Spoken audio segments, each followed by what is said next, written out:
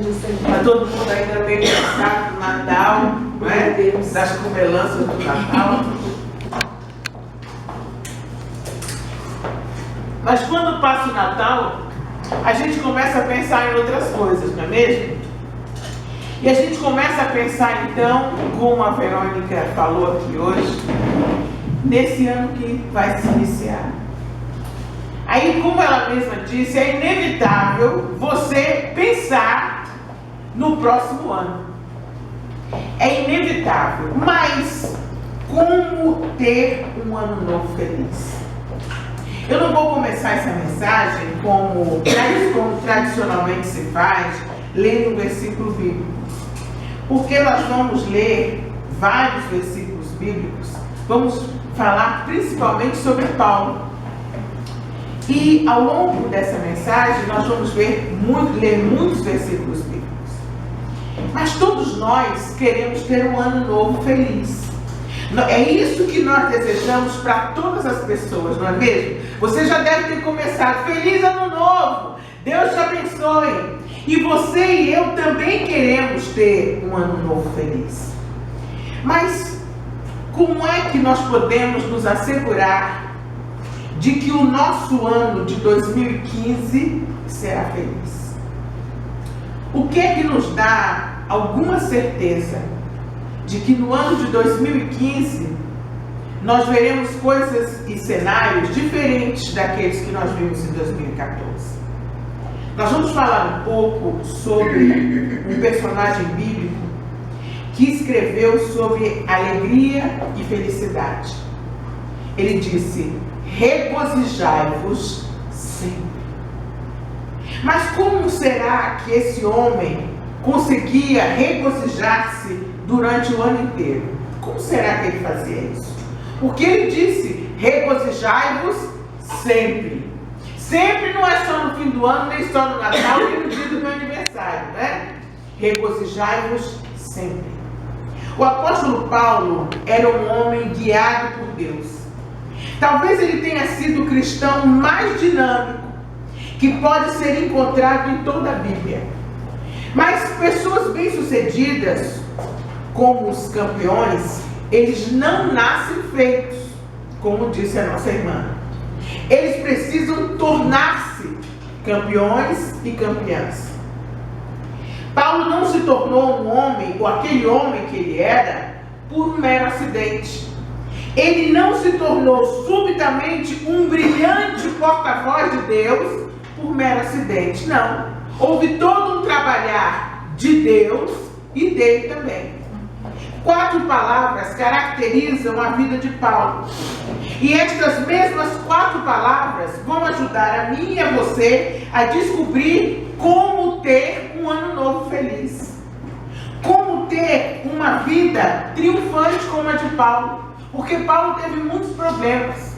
Paulo passou por prisões e por muitas coisas. Mas ele disse: regozijai-vos sempre. As 4 palavras capazes de modificar as nossas vidas são propósito, atitude, motivação e esperança. Propósito, atitude, motivação e esperança. Elas são palavras que descrevem os escritos de Paulo lá na Epístola aos Filipenses.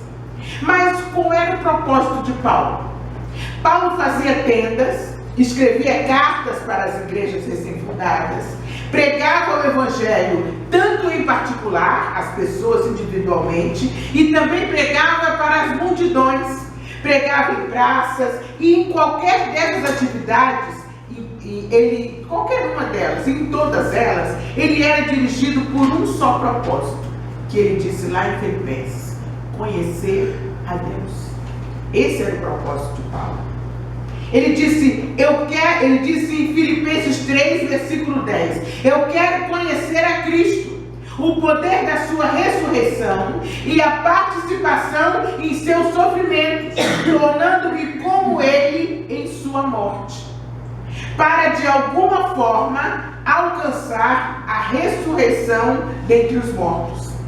Paulo perseguia incansavelmente esse propósito. Ele desejava conhecê-lo intimamente, em toda a sua glória. Qual é o propósito da sua vida? O propósito da vida de Paulo era esse. Ele queria conhecer a Deus. Ele queria aprofundar-se no conhecimento de Deus. Para que um dia, quando ele estivesse se despedindo dessa terra, ele tivesse algumas certezas. O propósito de Paulo era muito semelhante ao de Davi. E Davi orou assim, lá no Salmo 42:1. Como suspira a corça pelas correntes das águas, assim, ó Deus, por ti suspira a minha alma. Que coisa linda! É muito lindo. Davi dizia coisas para Deus que eu fico impressionada. Por que te abates, ó minha alma? Por que sofres tanto? Espera em Deus, pois ainda o verei. A Ele que é o meu auxílio e Deus meu. O quadro que Paulo nos oferece em Filipenses 3 é de um corredor. Ele faz uma comparação.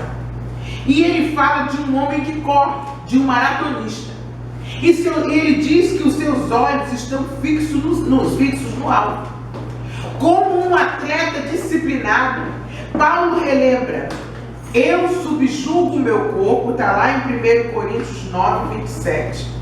Em outras palavras, todas as fibras da sua personalidade, todo o seu querer, está tudo esticado num único propósito: contemplar a glória de Deus.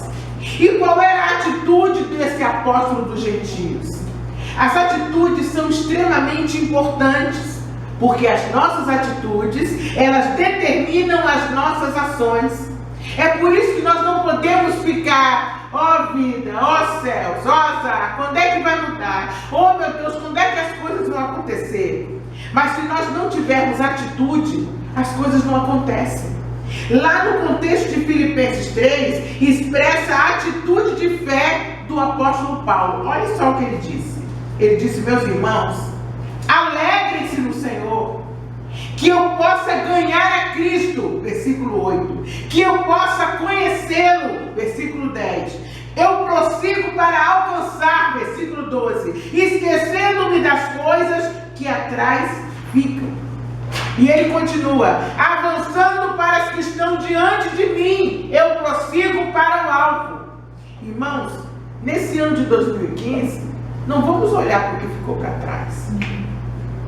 Aí eu não poderia, será que eu vou ficar doente de novo? Ai meu Deus, hoje eu estou sentindo uma coisa, esse ano eu fiquei doente. Será que vai acontecer de novo? Será que eu vou cair naquilo? Será que vai acontecer aquilo de novo? Será que eu não vou sair dessa situação? Paulo nos ensina: esquecendo-me das coisas que para trás ficam, avançando para as que estão diante de mim.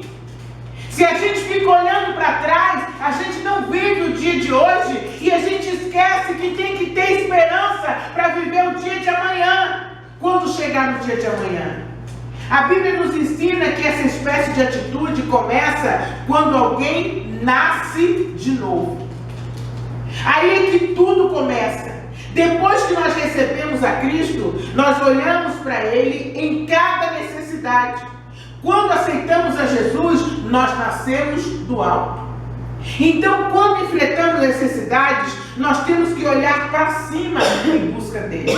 A atitude de Paulo está expressa naquela bela frase: esquecendo-me das coisas que para trás ficam. Deus te deu uma promessa. Nesse ano que vai iniciar, ela vai ficar muito mais perto do que no início de 2014. Pense nisso. Não pense: ai meu Deus, mais um ano e nada acontece. Ai meu Deus, olha só como é que são as coisas. Oh meu Deus, será? Não, está muito mais próximo. Você venceu esse ano de 2014. A Bíblia diz que nós somos mais do que vencedores.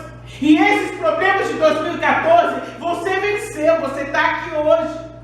No final de 2014, como vencedor, você passou por todos eles, você venceu, você superou, você está aqui vivo e ainda pode dar um sorriso. Você é um vencedor. Os problemas de 2014 vão ficar lá. Agora comece a enxergar o que Deus vai fazer na sua vida nos próximos anos. Então, quando enfrentamos necessidades, nós temos que olhar para o alto. Está lá em Tiago 1,5. A atitude de Paulo está expressa naquela bela frase: esquecendo-me das coisas que para trás ficam. Nos últimos anos, foram escritos vários livros sobre como ter boa memória. E eu deveria concordar com o fato de que ter uma memória boa é um alvo a ser buscado. Eu creio, porém, que em alguns aspectos nós precisamos ter uma memória capaz de esquecer algumas coisas. Porque a Bíblia diz: quero trazer à memória aquilo que me dá esperança. Amém. A Bíblia diz também que bom é ter esperança. A gente não pode ficar, ai meu Deus, será? Não. Vamos começar o ano de 2015 de peito aberto. Ele não começa dia 1º de janeiro. Na verdade, nós caminhamos com Jesus sem marcar data de relógio. Sabe por quê? Ele vai voltar. E eu e você não sabemos se estaremos aqui em 2015. É verdade. Essa é a nossa glória. Nós não sabemos que quando todos estiverem estourando champanhes e festejando a chegada de 2015, se a igreja vai estar aqui. E eu vou falar mais sobre isso ao final. Muitos de nós conhecemos pessoas que são derrotadas em sua experiência cristã, simplesmente porque elas nunca aprenderam como esquecer. Ah, pastora, mas minha infância foi horrível. Eu passei por muitas perdas. Na adolescência eu era chamado de assim, assim, assado. Eu passei por muito bullying. O meu chefe em 1800 e tal me prejudicou. E é assim que nós fazemos, né? Nós precisamos esquecer. Precisamos esquecer também nossos pecados, pedir perdão a Deus e não fazer mais. Porque quando a gente lembra, a gente fica tentado a fazer de novo. Não, aquilo ali é passado. Nós precisamos confessar e abandonar. Precisamos também esquecer as nossas falhas do passado, que muitas vezes o inimigo fica martelando na sua cabeça. Tá vendo? Você não vai melhorar nunca. Olha lá, tá vendo? Olha a mesma situação, você vai acabar caindo. Aí você se sente pressionado, mas não é assim que vai acontecer. Paulo também possuía uma grande motivação. Qual seria a grande motivação da vida de Paulo?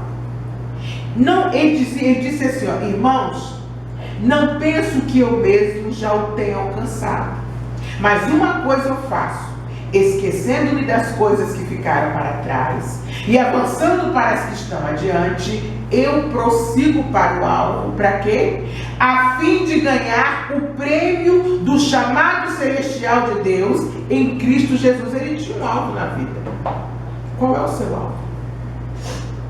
Todos nós que alcançamos a maturidade devemos ver as coisas dessa forma. E se em algum aspecto nós pensamos de modo diferente, isso também Deus esclarecerá.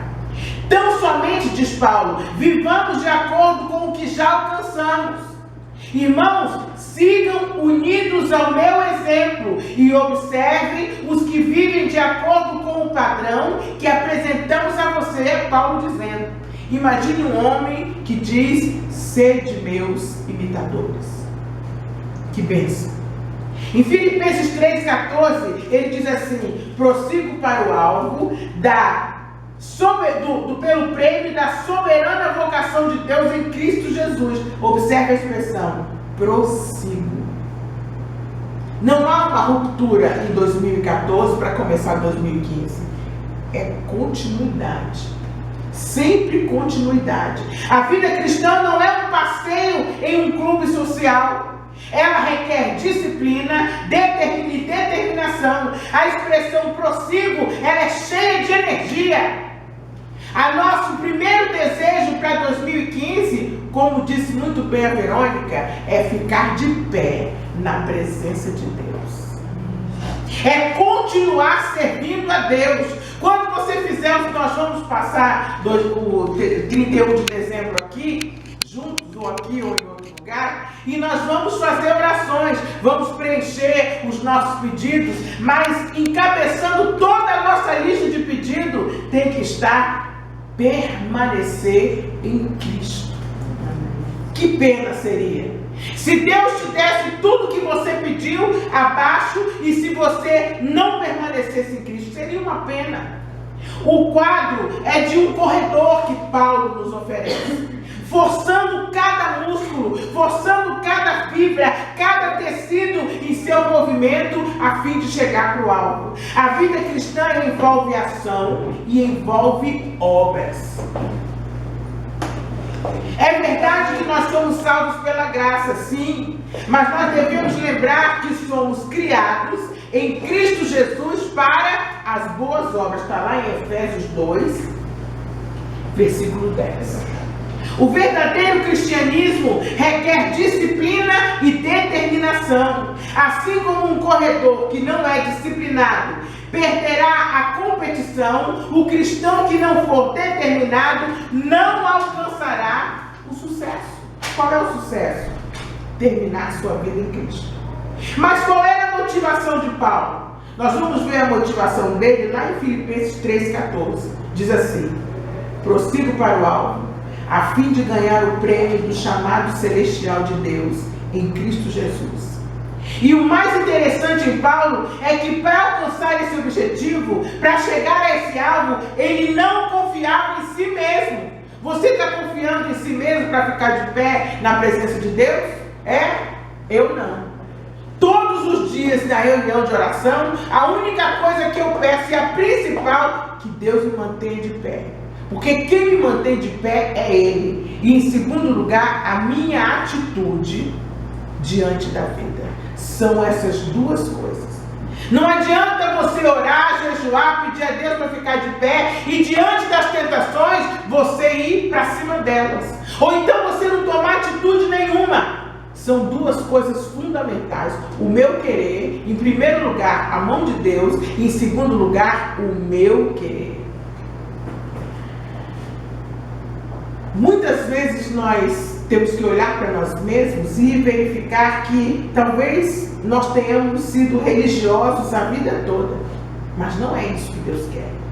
E Ele diz assim: se alguém pensa que tem razões para confiar na carne, eu ainda mais. Ou seja, Ele está dizendo para a gente que por nós mesmos nós não vamos a lugar nenhum. Ele diz ainda: pois nós é que somos a circuncisão, nós que adoramos pelo Espírito de Deus, que nos gloriamos em Cristo Jesus e não temos confiança alguma na carne. Apóstolo de Jesus Cristo dizendo isso. Embora eu mesmo tivesse razões para ter tal confiança, porque fui circuncidado ao 8º dia de vida, eu pertenço ao povo de Israel, à tribo de Benjamim, eu que sou um verdadeiro hebreu, quanto à lei, fariseu, quanto ao zelo, perseguidor da igreja, quanto à justiça que há na lei, irrepreensível. O que ele quis dizer? Eu fui um religioso a minha vida inteira. E agora que eu sei quem é Jesus, eu cheguei à conclusão de que eu não posso confiar em nada disso.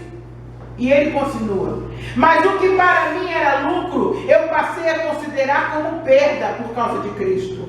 Mais do que isso, eu considero tudo como perda comparado com a suprema grandeza do conhecimento de Jesus Cristo, meu Senhor, por quem perdi todas as coisas, eu as considero como esterco para poder ganhar Cristo. Que coisa linda! A expressão soberana vocação refere-se ao dia quando os crentes serão arrebatados ao final para estarem com Cristo. O contexto de Filipenses também enfatiza que Paulo viveu na esperança desse evento futuro. Você tem pensado nesse dia? Quanto mais o tempo passa, mais próximo está a chegada desse dia. Esta era uma das motivações da vida de Paulo. É a sua motivação? Qual é a motivação da sua vida? Ele ansiava pela vinda do Salvador. Esta era uma das motivações da vida de Paulo. Há alguns anos, um antigo presidente dos Estados Unidos, Eisenhower, estava na cidade de Denver, no Colorado. Depois de assistir a um culto matutino, ele visitou à tarde um garotinho que estava com problema de câncer. O presidente chegou a ser anunciado, subiu até a pequena casa pintada de branco, bateu a porta. O pai do garoto veio atender e, de fato, ficou pasmado. Gente, é o presidente dos Estados Unidos ali na minha porta. E o presidente bateu a porta. E o pai do menino veio atender a porta e veio logo se justificando. Olha, eu estive trabalhando nos arredores, o meu cabelo está despenteado, a minha barba está por fazer, porque eu estava trabalhando. E o homem estava usando uma camiseta velha, esfarrapada, e uma calça jeans, bem desbotada e bem suja. Ali estava o presidente dos Estados Unidos à frente dele, e ele estava vestido daquela forma. E ele ficou muito aflito. A comitiva presidencial foi introduzida na humilde casa, e um pequeno presente foi dado ao garoto.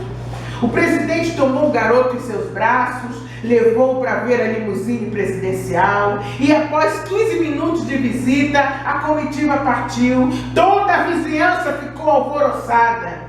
Todos estavam excitados. O presidente dos Estados Unidos aqui, nessa cidadezinha, aqui, à porta da gente, nesse lugarejo tão pobre, nesse bairro tão pobre. Todos estavam excitados, menos o pai do menino. Ele estava com vergonha porque ele jamais podia imaginar que um dia ele encontraria pessoalmente o presidente dos Estados Unidos, despenteado, barbudo, esfarrapado, sujo. Que situação constrangedora. E ele ficou ali num constrangimento terrível. Irmãos, qualquer dia desses, Jesus voltará. Pode ser em 2015. Ninguém sabe o dia. Como é que ele vai encontrar a mim e a você? Pronto? Vestido com vestes brancas? Ou será que ele vai nos encontrar despreparados, despenteados, mal vestidos, com a roupa suja? Como será? O apóstolo Paulo, ele vivia no brilho causado por essa gloriosa esperança, que seria o reencontro ou a volta de Cristo. Um dia, de acordo com a tradição, o apóstolo Paulo ajoelhou-se numa arena em Roma. Num momento, a cruel espada de Nero decepou a sua cabeça e ela rolou no pó. Paulo era fiel e verdadeiro ao seu propósito.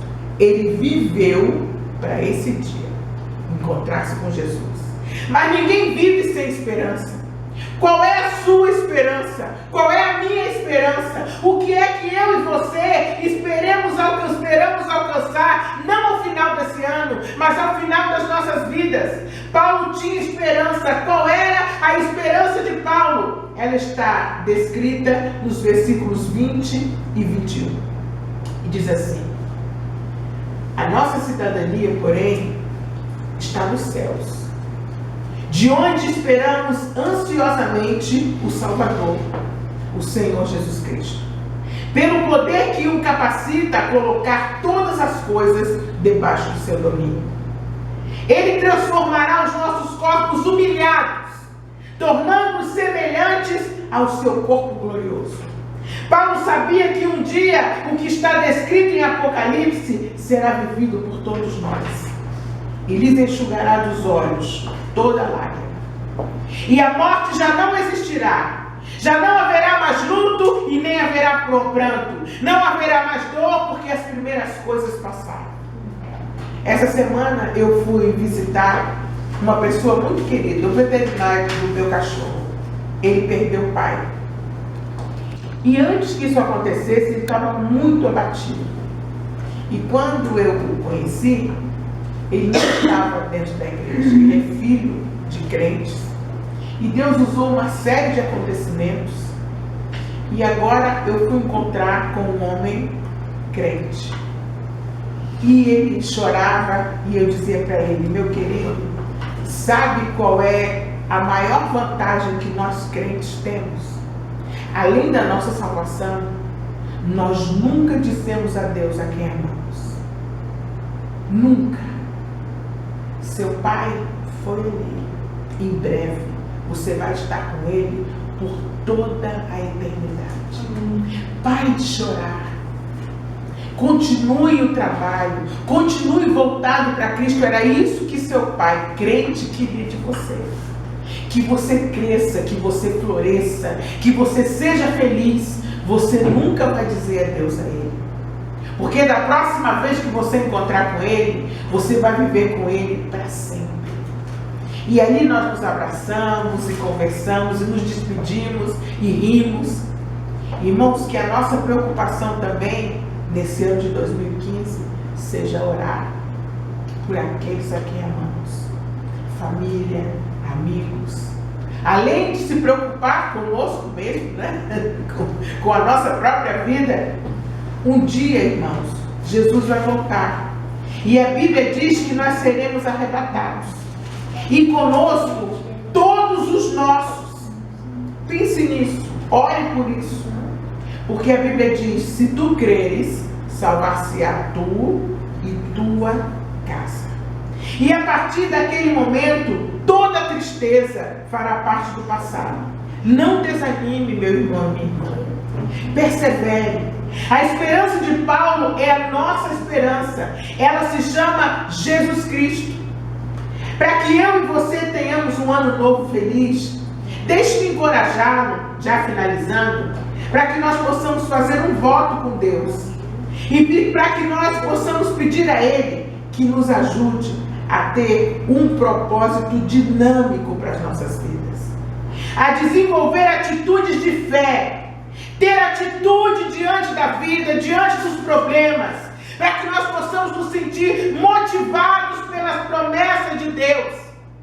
E, sobretudo, que nós possamos ter esperança. Porque a nossa esperança não está morta. Ela ressurgiu dos mortos e ela vive para sempre. Amém? Jesus, muito obrigado. Obrigado, Senhor, porque Tu és maravilhoso. Porque a Tua palavra é um bálsamo para as nossas vidas. Porque a Tua palavra diz que bom é ter esperança, Senhor. E nós temos esperança, Pai. O dia de amanhã será melhor, Senhor. O futuro que nos espera não é de derrota, não é de infelicidade, mas é um futuro contigo, Senhor. E o melhor de tudo isso é que a Tua palavra nos garante que nós teremos à nossa volta aqueles a quem amamos, Senhor. Que o Teu nome seja glorificado nessa manhã. Nós te agradecemos em nome de Jesus. Amém.